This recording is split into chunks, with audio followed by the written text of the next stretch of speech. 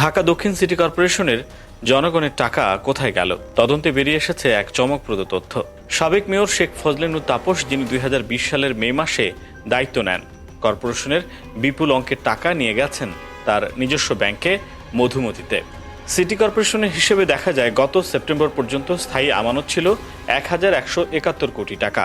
এর মধ্যে একাই ৫৪৩ কোটি টাকা রাখা হয়েছে মধুমতি ব্যাংকে। হিসাব বলছে এটি মোট টাকার ৪৬%। শুধু তাই নয়, চলমান ৭টি উন্নয়ন প্রকল্পের ৫টির টাকা প্রায় ৪২৩ কোটি টাকা মধুমতি ব্যাংকেই রাখা হয়েছে। সব মিলিয়ে দক্ষিণ সিটির ৯৬৬ কোটি টাকা আজও ঘুরছে সেই ব্যাংকে, যাকে অনেকেই চেনে তাপসের ব্যাংক নামে।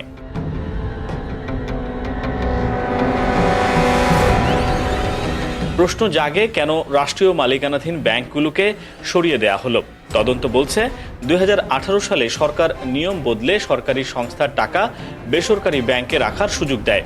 সুযোগ পেয়েই মেয়র তাপস সিটি কর্পোরেশনের টাকার স্রোত ঘুরিয়ে দিলেন মধুমতির ভেতর।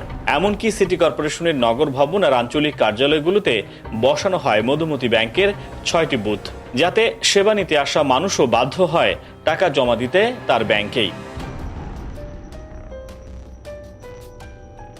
অভিযোগ উঠেছে এটি শুধু ব্যাংকিং নয়, স্বার্থের সংঘাত। দুর্নীতি বিরোধী সংস্থা টিআইবি নির্বাহী পরিচালক ইফতেখারুজ্জামান বলছেন, এটা শপথ ভঙ্গ, জনগণের সঙ্গে বিশ্বাসঘাতকতা। তার ভাষায়, শেখ ফজলেনুর তাপস তার মালিকানাধীন ব্যাংকে অর্থ লগ্নি করেছেন, কাজটি অনৈতিক। কিন্তু এখানেই শেষ নয়। সিটি কর্পোরেশনের ঠিকাদারদের বিল আটকে রাখা হতো মাসের পর মাস। নানা অজুহাতে সেই টাকা জমা থাকত মধুমতিতে। দোকান বরাদ্দের জন্য মানুষের কাছ থেকে নেয়া কোটি কোটি টাকা বছরের পর বছর আটকে রাখা হয়েছে। প্রকল্পের কাজ অসমাপ্ত রেখেও অর্থ ঘোরানো হয়েছে।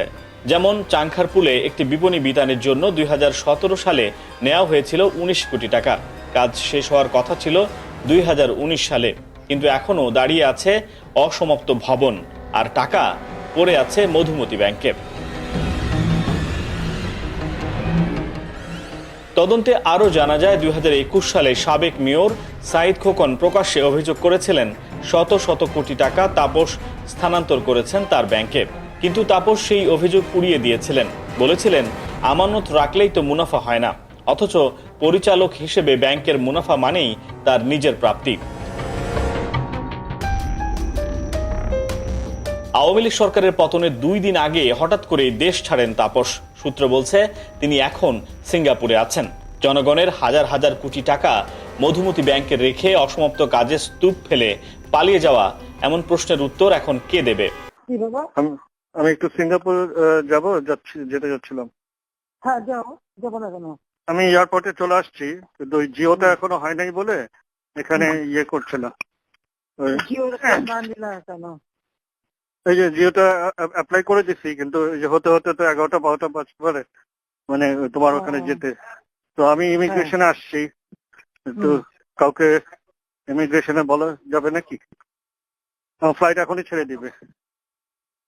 হ্যাঁ, বলা যাবে, আমি দিয়ে দেবো করে। প্রতিশ্রুতি ছিল সুশাসন, পরিচ্ছন্ন নগরী আর উন্নত দক্ষিণ সিটির। বাস্তবে পাওয়া গেছে দুর্নীতি, অনিয়ম আর ব্যক্তি স্বার্থের গল্প। জনগণের হাজার হাজার কোটি টাকা জমা থেকেছে একটি ব্যাংকের ভল্টে, কিন্তু নাগরিকরা পেয়েছে ভাঙা রাস্তা আর ডেঙ্গুর যন্ত্রণা। এখন সবচেয়ে বড় প্রশ্ন, এই টাকা ফিরবে কবে জনগণের কাছে? আর দায় নেবে কে? নাকি ঢাকা দক্ষিণের এই টাকার রহস্য চিরকাল ঢাকা থাকবে? আজকে তারা কান্দে যে ১০০ বছরেও বুঝি আওয়ামী লীগকে ক্ষমতা থেকে নামানো যায়। CRD news, Dhaka.